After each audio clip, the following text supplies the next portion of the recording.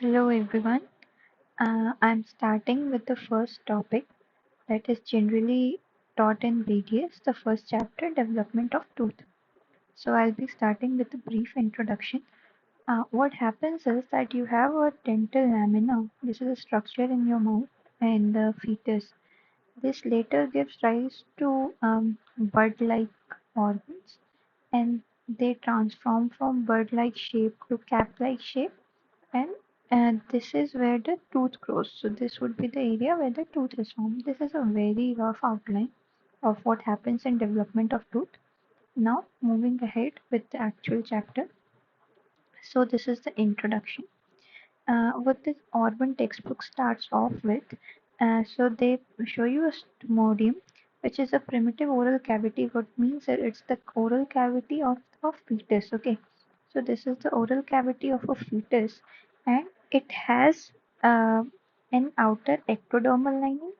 Okay, which is below which. So over here below which the blue color thing, there is connective tissue and ectomesenchymal connective tissue, which is ectomesenchymal in origin. It is derived from neural crest cells. Okay, neural crest cells are cells which are formed during neurulation. We'll study that in embryology. So these cells, this blue thing, this is the neural crest cells. Derived from the neural crest cell, it's called ectomesenchymal tissue. Okay, then going over here, this is the buccopharyngeal membrane. It connects the oral cavity and the foregut. Okay, and it ruptures in the 27th day of gestation. Then the connection between the oral cavity and the foregut is established. The foregut is lined by endoderm. So this yellow thing, it is the endoderm which lines the foregut. Another important thing is that this connective tissue, ectomesenchymal in origin, this instructs the oral cavity or the dental lamina when to form the tooth and where to form it. Okay. And the tooth development, so it begins in the anterior portion first. Obviously, this firstly the central incisors and canines are formed first. It's just that.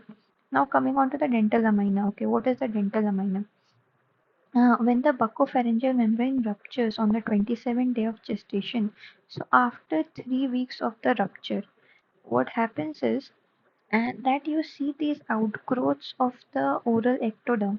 So if I just zoom out, you saw here this was like there was a pinkish structure over here. Okay, this is the oral ectoderm and this is the ectomesenchymal cells. So I have just zoomed this out over here. This is the oral ectoderm and this is the mesenchymal cells, ectomesenchymal cells. Okay, so you see these proliferations, these outward growths of the oral ectoderm into the ectomesenchymal cells. And how this happens is, so you have your mouth, which is entirely oral ectoderm, and then you will see these growths. Okay, you will see these growths happening in this sorry, in this horseshoe shape. These happen in the horseshoe arc shape like this. Okay, so this forms, you can say it forms a band kind of. So this band, this is called primary epithelial band. So this is the shape of your arch. Okay, the oral, the maxilla and the mandible. So these outgrowths take place in the shape of that arch. Okay, so this is called primary epithelial band. Now in the 7th week, so I have shown this the dental lamina, which is present in this horseshoe area. Okay, now in the 7th week, what happens is that this outer portion of the dental lamina, it proliferates into the vestibular lamina. Okay, this differentiates into something that is called the vestibular lamina, and the inner, the lingual portion proliferates into the dental lamina. Okay, now what happens is that after this differentiation, even the dental lamina, so if this is the dental lamina, this is the dental lamina, I'll just erase this so you can see that the dental lamina was blue and in the diagram, of course. So the dental lamina, it it has two further differentiations. Okay, so it has a distal extension and it has a lingual extension. What does the distal extension do? So the distal extension gives rise to the permanent molars, and the lingual extension, the permanent tooth other than the molars are formed. Okay, and then what happens in the dental lamina? They in there are buds of the deciduous tooth, only the deciduous tooth. Okay, so you would see I have made this diagram. What happens is, so this is the dental lamina, this is the lingual extension called the successional lamina, and this is the distal extension. Okay. Now what happens is that this is the tooth bud of a deciduous tooth. So from here a deciduous tooth will arise, and this tiny circle over here, it is the bud of a permanent tooth. Okay, so it just lies opposite to the bud of the deciduous tooth. Uh, and then there is the vestibular lamina. It will hollow out. It's also called the lip furrow band, so that the space between your gums and the cheeks, vestibular lamina forms that. Okay. Now moving on. Uh, some details about the successional lamina. It develops from fifth month in utero to 10th month of age. Okay, so successional lamina gives rise to all the permanent tooth. So the permanent tooth, the central incisor, starts developing from fifth month in utero, and the second premolar, which is premolar, it develops to 10th month of age, and the molars, which are developed later on or at different time, like the third molar is developed later on, so it arises from the distal extension. All right. And now coming on to the fate of the dental lamina. What happens is the activity of the dental lamina is about 5 years, because the last teeth that is formed, that is the third molar, it starts development around 4 to 5 years. Okay. But what happens is that if the central incisor has been developed, so the activity over there is not required. So the dental lamina over there, it will degenerate. Okay, it won't be there. It won't be active in the central incisor region, but it will be active in the distal extension where the molar is developing. Okay. And the last thing, that the remnants of dental lamina may persist in the form of pearls, which just means like tiny spherical ball kind of structure, and they are called cell rests of Ceres. Okay, and they exist in the jaw and the gingiva where dental lamina exists. Okay, now coming on to the vestibular lamina, I just told you that it hollows out and becomes the space between and join the lip. Okay. Now coming on to tooth development. What happens? What forms the tooth? We are going to discuss that. Okay. So here is your dental lamina, and this is the bud-like structure which gives rise to the tooth. Okay. This bud-like structure is called the enamel organ. Okay. Enamel grown organ is the downgrowth from the dental lamina into the ectomesenchymal region. Okay. It starts first in the anterior region. I have told this before. What this enamel organ later on forms, it's the tooth germ. Okay, this is a tooth germ. This is the main structure. What constitutes a tooth germ? So a tooth germ consists of enamel organ, dental papilla, and dental follicle.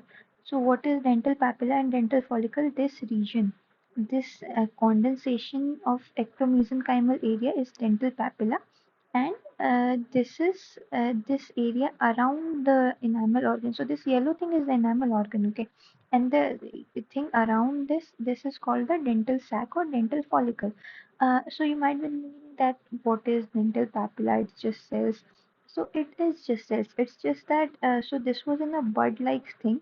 Okay, then the enamel organ, it grows into a cap-like structure, and this ectomesenchymal cells that stay in here in this hall, in this area, in this cap-like area. Okay, so they are very dense. They have a lot of fibers and other things.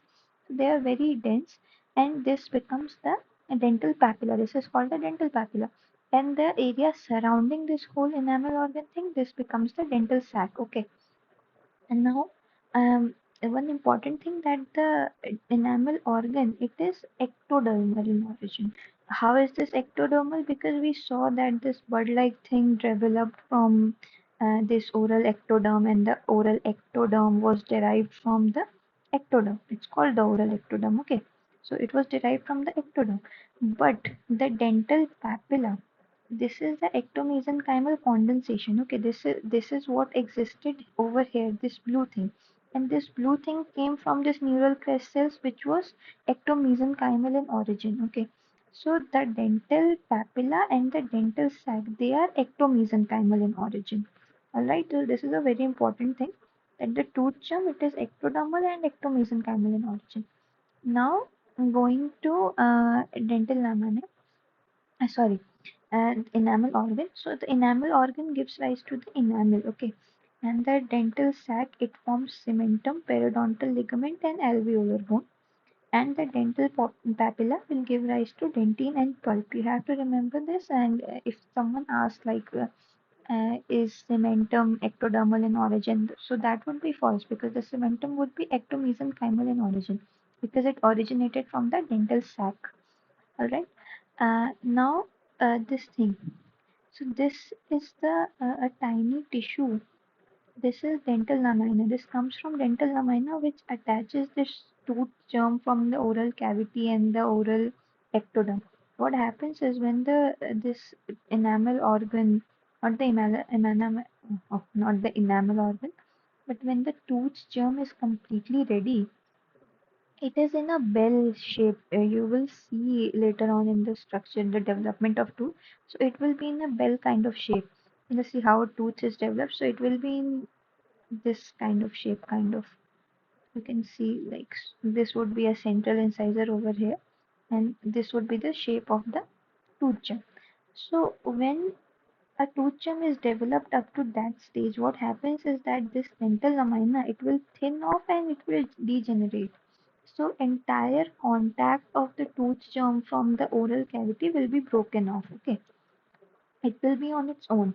So the tooth germ loses its connection with the epithelium of the primitive oral cavity, and development of tooth results from interaction of epithelium derived from the first arch and the ectomesenchymal cells derived from the neural crystals. So this is a line in the organs. What it means is that, um, so you might be thinking, okay, so a tooth develops from interaction between the epithelium derived from first arch and the ectomesenchymal cells derived from the neural crystals. So we saw that there was the oral ectoderm, and then there was the ectomesenchymal cells. So it arises from the interaction of these two layers. Okay, these two layers. But what happens is that they're telling you basically that this is derived from cells of a first arch, and this is derived from the neural crystals. All right. And what is the first arch? So when an embryo is developing, you will study this in embryology. So when an embryo is developing, so let's say this is the face of the fetus, and then this is the body, very rough diagram. So it will have some foldings over here. Okay, it will have like this folding one, two, three, four. It has these foldings, and these foldings are called arches. So these arches give rise to almost every structure in your body. So this is the first arch. This is the second arch. The second arch will, let's say, give rise to heart. So the first arch will give rise to this oral epithelium. So telling you this, the origin of this oral ectoderm. Okay. So this is it for the first topic, and I'll start with the second topic in another video.